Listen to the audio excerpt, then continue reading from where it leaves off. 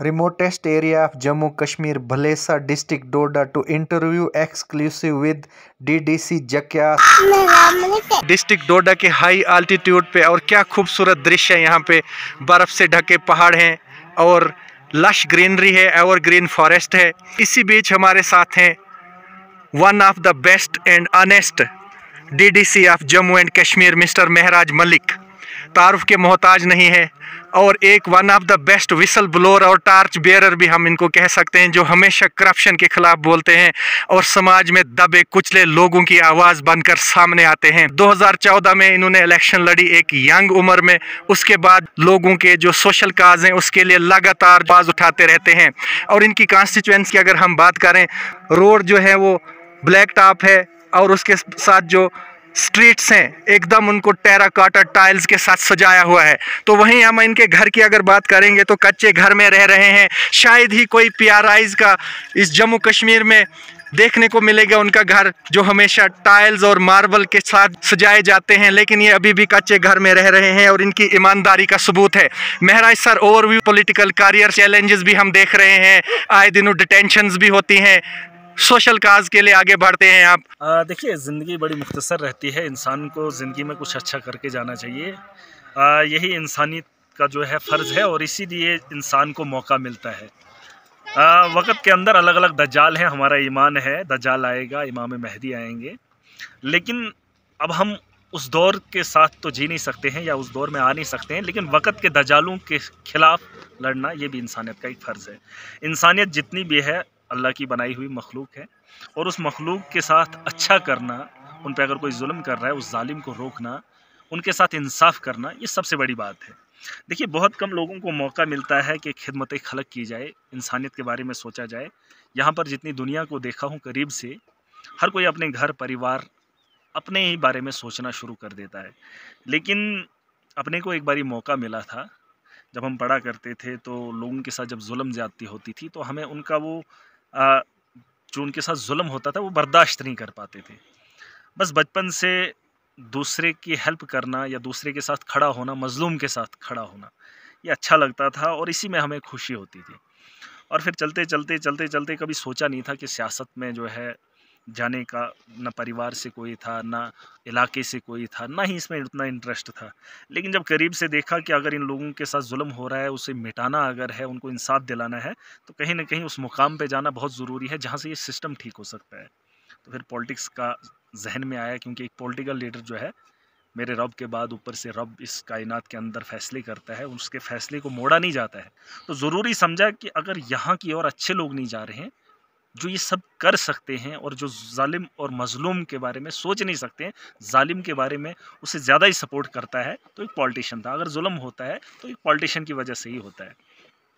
तो ज़रूरी समझा कि अगर सिस्टम को सुधारना है, लोगों को इंसाफ दिलाना है, तो पॉलिटिक्स का हिस्सा बना जाए। जैसे ये कहा जाता है कि जुल्म जब जब बढ़ता है तो मिट जाता है, आपने जो जिस तरह स्ट्रगल किया और हमने भी ये रिलायबल सोर्सेज से पता किया कि विदाउट मनी आपने इलेक्शन लड़ा है, बगैर पैसों के, कितना चैलेंजिंग टास्क जो है आपके लिए रहा है। देखिए, चैलेंजिंग नहीं होता है जब आपकी मंशा होगी ना, आपका मन कहना चाहिए, जो आपको अच्छा लगता है और जो काम आपको अच्छा लगता है उसे करना चाहिए। उसे पैसे की ज़रूरत नहीं पड़ती है। इंसान का विजन होना चाहिए, उसका एक मकसद होना चाहिए और उस मकसद के लिए आपको पैसा नहीं चाहिए, उसके लिए मुकम्मल मुसम्मम इरादा आपका होना चाहिए। अगर आपका इरादा पक्का है कि हमें ये काम करना है, तो यकीनन उसमें वक्त लग जाता है, मुश्किलें आती हैं, लेकिन आखिरकार आप उस मंजिल तक पहुँच ही जाते हो।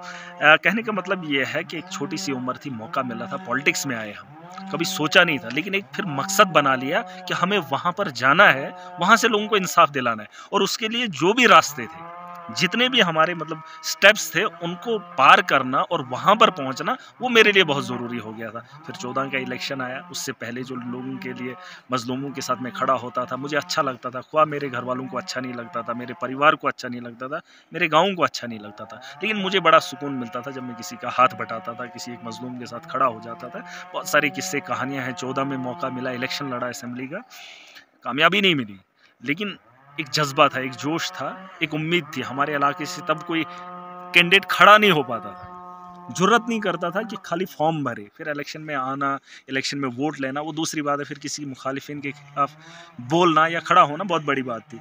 और उसके बाद ये कारवां चलता रहा, इरादा मुकम्मल था, मुसम्मम था, तो चलते रहे, बढ़ते रहे। बहुत सारे लोगों ने कहा था ये आपके बस की बात नहीं है, सियासत के अंदर ईमानदारी नहीं है।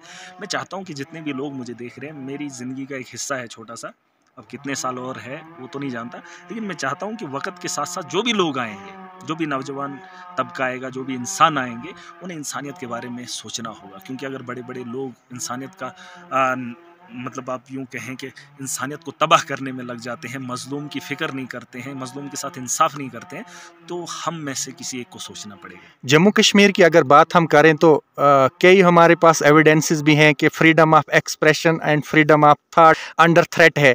जो कोई भी सोशल काज के लिए आगे बढ़ता है उस पे पॉलिटिशियंस, लॉ इन्फोर्सिंग एजेंसीज, सब जो हाईली इन्फ्लुएंशियल लोग हैं वो भारी पड़ते हैं और उसको दबोचने की हर मुमकिन कोशिश की जाती है। तो इस स्ट्रगलिंग दौर में जो अभी चल रहा है, करंट जो पॉलिटिकल सिनेरियो है या जम्मू कश्मीर के हालात हैं, युवा जो हैं हमारे असेट हैं कंट्री का, one of the biggest asset हैं स्टेट का, तो उनको कैसे आप गाइड करेंगे यहाँ से कि वो अपने फंडामेंटल राइट्स के लिए आवाज़ उठाएं, आगे बढ़े, जो कि बहुत ही चैलेंजिंग टास्क और मुश्किलात का सामना उनको करना पड़ता है इस वक्त? देखिए, सबसे पहले मैं आपको एक चीज़ बताना चाहूँगा, जिस तरीके से आपने बहुत सारी बातें रखी है, मैं आपको एक ही चीज़ बताना चाहूँगा, उसके लिए आपको खुद ईमानदार होना पड़ेगा। आपको कोई भी दुनिया की ताकत नहीं रोक सकती है, क्योंकि मेरे रब का वादा है, जब आप मतलब मज़लूमों के साथ खड़े होंगे, हक़ के लिए लड़ेंगे और इंसानियत के लिए खड़े हो जाएंगे, तो आपको किसी से डरने की ज़रूरत नहीं है, उसका ज़िम्मा मेरे रब ने ले रखा है। Clearly mentioned Surah Al Imran, you will dominate the world if you are true believers. बिल्कुल, अगर आप खुद ईमानदार नहीं हैं, तो आप कभी भी उम्मीद नहीं कर सकते हैं कि आप कोई लड़ाई लड़ सकते हो, किसी मज़लूम के लिए लड़ सकते हो या ज़ालिम के खिलाफ बोल सकते हो। देखिए, डेमोक्रेसी है, बोलने का अधिकार है, कानून ने दिया है, आइन ने दिया है, लेकिन अब बहुत सारी चीज़ें हैं, जिस तरीके से आपने कहा यहाँ पर हालात अलग हैं। वो मजबूरियाँ यही हैं कि हम लोग अय्याश बन चुके हैं, दुनिया को अपना मुकद्दर बनाना चाहते हैं, मकसद बना लिया है, इसलिए हमें खुद पे भरोसा नहीं है कि हम अगर आए हैं दुनिया में, चाहे आप उससे मरोगे या ऐसे मरोगे, वैसे मरोगे, मौत तो बरहक है, वो तो अटल है, लेकिन दुनिया के अंदर जो ज़िंदगी आप जी रहे हो, उसमें आपको खौफ है कि अगर वो नहीं करूँगा फिर पता नहीं क्या होगा। आपको इंसानियत के लिए खड़ा होना है, ईमानदारी से अपनी ज़िंदगी को जीना है, और जितनी ज़िंदगी में आपको मौका मिला है,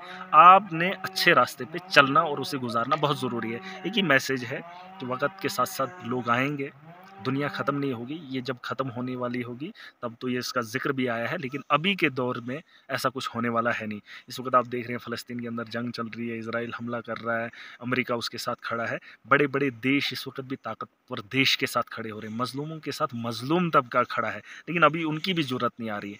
अब फ़लस्तीन के अंदर क्या होगा, ये होना जो है वो तय है, वो बताया गया है, हमें पता है वहाँ पर क्या होगा, और वो उसको होने की तैयारियाँ मुकम्मल हो रही हैं। फ़लस्तीन ख़त्म हो जाएगा, अरब ममालिक के कुछ हिस्से ख़त्म हो जाएंगे, ये होना तय है, ये वो लोग भी जानते हैं। आयरन डोम हो या फिर बरगद के पेड़ हों, चाहे जितने बनाए जाएं, जितना डिफेंस किया जाएगा, वो ख़त्म होना तय है, लेकिन वो एक वक्त मुकर्रर जो हुआ है, उस वक्त मुकर्रर में होना तय है। और उसके अलावा मैं यही बताना चाहूँगा, जो आजकल का नौजवान है उसे ये समझना है कि इस दुनिया के बाद एक दुनिया और आनी है, जिसका हिसाब, इस दुनिया का हिसाब हमें वहाँ देना है। इसके बारे में हम सोचते बहुत कम हैं, क्योंकि आजकल का जनरेशन जो है फास्ट है, दुनिया की हवस रखने वाले और दुनिया को अपना बनाने वाले। तो इन चीज़ों से हटकर कभी हमें इंसानियत के लिए थोड़ा सा दर्द रखना चाहिए, और वही एक कोशिश मैं भी कर रहा हूँ। छोटा सा सपना है, उस सपने को पूरा होते हुए शायद देखूँ, दुआ करो। और मैं चाहता हूँ कि हर एक आदमी को इंसानियत के बारे में, किसी धर्म के बारे में नहीं, इंसानियत, क्योंकि दुनिया के अंदर जितनी भी चीज़ें हैं ये मेरे रब की बनाई हुई मखलूक है, और हमें अपनी मखलूक के बारे में हर एक को समझना बहुत ज़रूरी है। जब तक हम धर्म में इन्हें बांटते रहेंगे, जब तक आपके इखलाक अच्छे नहीं होंगे, आपकी नीयत किसी के लिए अच्छी नहीं होगी, आप आगे नहीं बढ़ सकते हैं। एक ही छोटी सी बात है, बस यहाँ पर आना, मैं तो खुद को खुशकिस्मत समझता हूँ, पॉलिटिक्स का एक हिस्सा बना हूँ और ईमानदारी के साथ काम कर रहा हूँ। मैं चाहता हूँ कि हर शोबे के अंदर, जहाँ पर भी आप हैं, उस शोबे में रहकर, उस पोस्ट पर रहकर आप अपनी ज़िम्मेदारी को अच्छे से निभाइए। हर आदमी को नेता बनने की ज़रूरत नहीं है, हर आदमी को मतलब कोई डीसी या कोई और कलेक्टर या किसी और पोस्ट पे जाने की ज़रूरत नहीं है। दुनिया के अंदर जो भी इंसान आया है, उसकी ज़िम्मेदारी कहीं न कहीं है, चाहे उसके घर के अंदर है, चाहे उसके परिवार के अंदर है, चाहे गाँव के अंदर, जिस काम पर, जिस जगह पर भी है, उससे अपनी ईमानदारी जगह पर निभानी बहुत ज़रूरी है। पोस्ट 370 एक टेस्ट किया गया लद्दाख के अंदर और वहाँ पे नतीजे हमारे सामने हैं। और एक हिस्टोरिकल एलजी शासन जो रहा है जम्मू कश्मीर में, क्या ये हम कह सकते हैं कि this is indignation and massacre of democratic institutions? और आने वाले इलेक्शन को कैसे देखते हैं आप? क्या आप हिस्सा बनोगे? क्या मैसेज देंगे आप जम्मू कश्मीर की जनता को, जैसे जो विदाउट डेमोक्रेसी यहाँ पे जो है वो एलजी शासन ठोक के रखा है और लोग जो है वो सफ़र हो रहे हैं हमारे सामने? देखिए, वक़्त के लोगों की गलतियां हैं, नाकामियां, नाअहलियां हैं, जिसका खामियाजा यहाँ आज की आवाम को भुगतना पड़ रहा है। जिसके मतलब मैं भी एक हिस्सा हूँ, मैं भी आज का यूथ हूँ, मुझे इन चीज़ों से प्रॉब्लम हो रही है। लेकिन इसके कारण अगर आप देखेंगे तो पुराने लोग हैं जिन लोगों ने ये हालात बनाने में एक रोल अदा किया है।